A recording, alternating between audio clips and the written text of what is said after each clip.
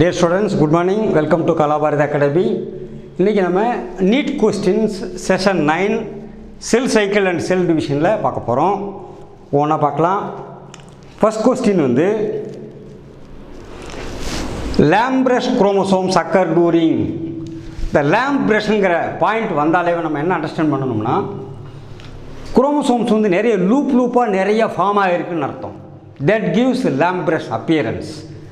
அப்போ இந்த லூப்பாக ஃபார்ம் ஆகுதுனாலேவும் அது எங்கே வரும்னு சொன்னால் பெரும்பாலும் எண்டோ டூப்ளிகேஷன் நியூக்ளியர் மெம்பரேனுக்கு உள்ளேயும் நியூக்ளியஸ் பிரியாமல் நியூக்ளியஸ்க்கு உள்ளேயும் அப்படி டிவிஷன்ஸ் வரும்போது மட்டும்தான் அது ஏற்படும். அதை அடிப்படையாக வச்சு இந்த கொஸ்டினுக்கான ஆன்சர் என்னங்கிறத நம்ம கண்டுபிடிக்கணும். Prophase of mitosis, diplotene of meiosis, metaphase of meiosis and interphase. இந்த டிவிஷன்ஸ் வந்து லேம்ப்ரஷ் குரோமோசோம் அக்கர் ஆகிறது, இன்டர்ஃபேஸ்லேயோ மெட்டாஃபேஸ்லேயோ நடக்கிறதில்ல, டூப்ளிகேஷன் நடக்கிறதில்ல. ஸோ இந்த ரெண்டும் அவுட். ப்ரோஃபேஸ்லேயும் டூப்ளிகேஷன் நடந்துடும், ஆனால் செல் மெம்பரேன் டிவிஷன் ஆயிடுச்சா இல்லைன்னு தெரியாது. மோஸ்ட்லி இந்த மாதிரி கேசஸ் எங்கே வரும்னு சொல்லி சொன்னால் ஸ்பெர்மட்டோஜெனிசிஸ் அண்ட் ஊஜெனிசிஸ் நடக்கக்கூடிய சைட் அல்ல ஸ்பெர்மட்டோசைட்டில் தான் வரும். அதனால் ஸ்பெர்மட்டோசைஸு அதாவது ஊஜெனிசிஸ் ஸ்பெர்மட்டோஜெனிசிஸ் இந்த கொஸ்டின்லாம் மியாசிஸோடு சம்மந்தப்பட்டிருக்கு. Mostly it is diplotene of meiosis. அதான் ஆன்சர் கரெக்டாக இருக்க முடியும். So lampbrush chromosomes were reported by Fleming in 1882 and Rocket from nuclei of the yolk-rich primary oocytes. அதில் அவர் ஊசைட்டில் தான் சொல்கிறாரு. அண்ட் ஃப்ராக் ஊசைட்ஸ், ஆம்பிபியனுடைய ஊசைட்ஸ்லையும் சொல்கிறார்.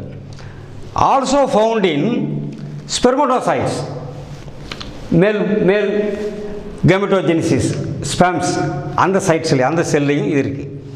These meiosis do not undergo cell cycle. அப்போ என்ன அர்த்தம்? செல் சைக்கிள் அந்த இடத்துல நின்று போச்சு, அது ஃபர்தராக ப்ரொசீட் ஆகலை. அதனால் each such chromosome has a double main axis made up of DNA and histones. The chromosomes are coiled and held at many places, forming cross-like structure called chiasmata. Loops arising laterally has uncoiled. சைடில் வரக்கூடிய loops அன்காயில் பண்ணுறது தான் நமக்கு என்ன கொடுக்க lampbrush appearance கொடுக்குது. DNA which helps in rapid transcription and yolk synthesis. அது எங்கே நடக்குது? Answer B is correct. So இந்த ஸ்பெர்மட்டோஜெனிசிஸ் ஊசைட் ஜெனிசிஸ் அந்த இது காமிக்குது. மியாசிஸில் டிப்ளோட்டினில் தான் இந்த டூப்ளிகேஷன் முடிஞ்சதுக்கப்புறம் அது பிரியும். ஸோ இந்த ஸ்டேஜில் இது நம்ம பார்க்க முடியும் lampbrush appearance. Then comes next question.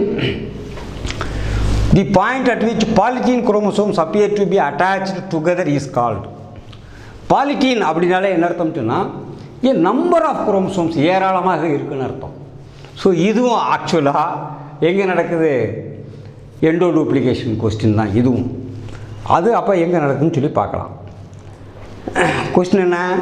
Centriole, centromere, chromomere, chromocentre. Centriole வந்து outside of the nucleus. So இது எண்டோயில் தான் நடக்க முடியும். அதனால் இந்த கொஸ்டின் முடிஞ்சு போச்சு. சென்ட்ரோமியர் ரெண்டு குரோமேட்டிடை ஒன்றா சேர்க்கறது மட்டும்தான் சென்ட்ரோமியர். மினி வரும்போது எல்லா சென்ட்ரோமியரும் சேர்ந்து ஜங்ஷன் மாதிரி ஆகிடும், ஒன்றா சேர்ந்து என்ன கிளப் ஆகிடும். அந்த மாதிரி கிளப் ஆச்சுனாலே it is called chromocentre. It is called chromocentre. So mostly answer D will be correct. Polytene chromosomes are in fact formed by pairing of two somatic homologous chromosomes. பாடியில் இருக்கக்கூடிய body cells homologous chromosomes which undergo repeated endomitosis. ரிப்பீட்டேஷனாக நடக்குது. Forming a number of strands, ஏராளமான chromosomes இதை create பண்ணுது.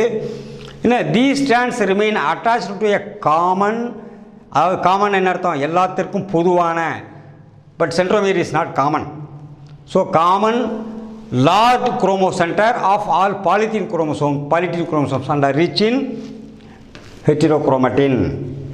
So answer D is correct. Answer D is correct. Next question போகலாம். Next question என்ன? Meiosis has evolutionary significance because it results in எவல்யூஷன்னால என்ன point ஞாபகம் வச்சுக்கணும்னு சொல்லி சொன்னால், ஒரு ஜெனரேஷன் டு அடுத்த ஜெனரேஷன், அந்த ஜெனரேஷன் டு அடுத்த ஜெனரேஷன் அப்படி போகும்போது அதனுடைய ஃபினோடிபிக்கல் கேரக்டர் மட்டும் இல்லை, அதனுடைய ஜெனட்டிக்கல் கேரக்டரும் சேஞ்ச் ஆகணும். அது பேர் தான் எவல்யூஷன். அப்போ அந்த ஜெனட்டிக்கல் மெட்டீரியல் வந்து சேஞ்ச் ஆகும்போது தான் அது நடக்கும். அது எங்கே நடக்குதுங்கிறத பார்க்கலாம். ஸோ கொஸ்டின் வந்து ஜெனட்டிக்கலி சிமிலர் டாட்டராக இருக்கிறனால மட்டும் எவல்யூஷன் நடந்துடாது. Then 4 daughter cells, number of daughters கூடுறதுனால மட்டும் எவல்யூஷன் நடந்துடாது. எக்ஸ் அண்ட் ஸ்பெர்ம்ஸ் இதுக்கும் என்ன அங்கே மியாசிஸ் ரெகுலராகவே நடக்கும், அதனால் மட்டும் அது நடந்துடாது. ரீகாம்பினேஷன்ஸ் இதுதான் correct. Recombination of chromosomic material, gene material from father and mother மாற்றி ரீகாம்பினேஷன் ஆகும்போது மட்டும்தான் இந்த எவல்யூஷன் நடக்க முடியும். So recombination answer D will be correct. Let us see. Recombination takes place in meiosis, but still meiosis maintain the chromosome number constant. அப்போ species மாறாது. Chromosome number கான்ஸ்டண்ட்டாக இருக்கும்போது ஸ்பீசிஸ் மாறாது. அதே சமயம் ரீகாம்பினேஷன் நடந்தது. It produces haploid gametes by reducing the chromosome number to the half. Okay, ஓவத்துலேயும் ஸ்பெர்ம்லேயும் 46 குரோமோசோமால் 23 குரோமோசோமாக மாறிடும். ஸோ அதன் காரணமாக it maintains haploid number. Crossing over produces new combination of linked genes and is major source of genetic variation. இந்த genetic variation தான் எவல்யூஷனுக்கு சிக்னிஃபிகண்ட்டான விஷயம். Also distribution of bivalents which is at random in metaphase 1 provides the secondary source of genetic variation. அது metaphase ஸ்டேஜில் equator லைனில் நிற்கும்போது எந்தெந்த குரோமேட்டிட் எந்த டாக்டர் செல்லுக்கு போகணும் அப்படிங்கிறத டிசைட் பண்ணுறதும் என்ன எக்ஸாக்டாக இதுக்குன்னு செப்பரேட்டாக அப்படி பிரியிருக்கு போல ரேண்டமாக மிக்ஸ் ஆகி தான் அது பிரியுதே தவிர என்ன, அதனால் வேரியேஷனுக்கு it becomes a secondary source.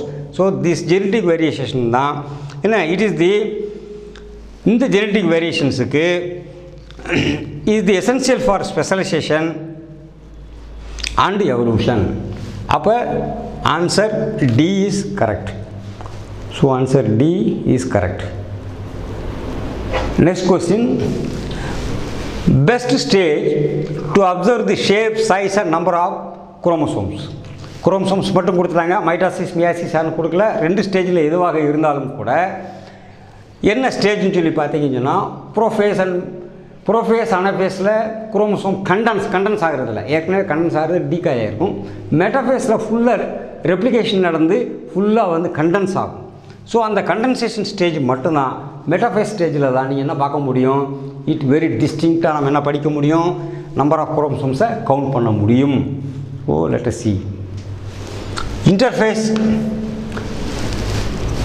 ஸ்டேஜில் நடக்கிறதுல டெலோஃபேஸில் சைட்டோகைனசிஸ் ஆரம்பிச்சிடும், குரோமேட்டிட்லாம் பிரிஞ்சிடும். ஸோ இந்த ரெண்டில் ப்ரோஃபேஸில் கிளியராக தெரியாது, அப்போ தான் வந்து கண்டன்சேஷன் ஸ்டார்ட் பண்ணும். பட் மெட்டாஃபேஸில் மட்டும்தான் கண்டன்சேஷன் ஃபைனலைஸ் ஆகி எக்ஸாக்ட் குரோமேட்டிட் தனித்தனியாக தெரிய ஆரம்பிக்கும். ஸோ ஆன்சர் வந்து metaphase can be characterised by the chromosomes that are least coil வந்து அதிகமாக இல்லை, மிக குறைந்தபட்சம் காயிலிங் இருக்குது, காயில்ஸ் பூரா கண்டன்ஸ் ஆகிருச்சு. Which show maximum condensation and are shortest in length. Maximum condense ஆகிடுச்சுன்னா அதனுடைய லென்த்து ஷார்ட் ஆகிடுது, திக் ஆகிடுது. It is the best stage to study the structure, size and number. அதனுடைய சைஸாக இருந்தாலும் சரி, அதனுடைய ஸ்ட்ரக்சராக இருந்தாலும் சரி, அதனுடைய நம்பராக இருந்தாலும் சரி, இந்த 3யுமே படிக்கிறதுக்காக தான் கரெக்ட் ஸ்டேஜ். இப்போ கேரியோடைப்பிங்க்கு இந்த ஸ்டேஜில் தான் எல்லா இடத்துலையும் பண்ணிகிட்ருக்கிறாங்க. So answer B metaphase is correct. Thank you students. We will meet in the next class.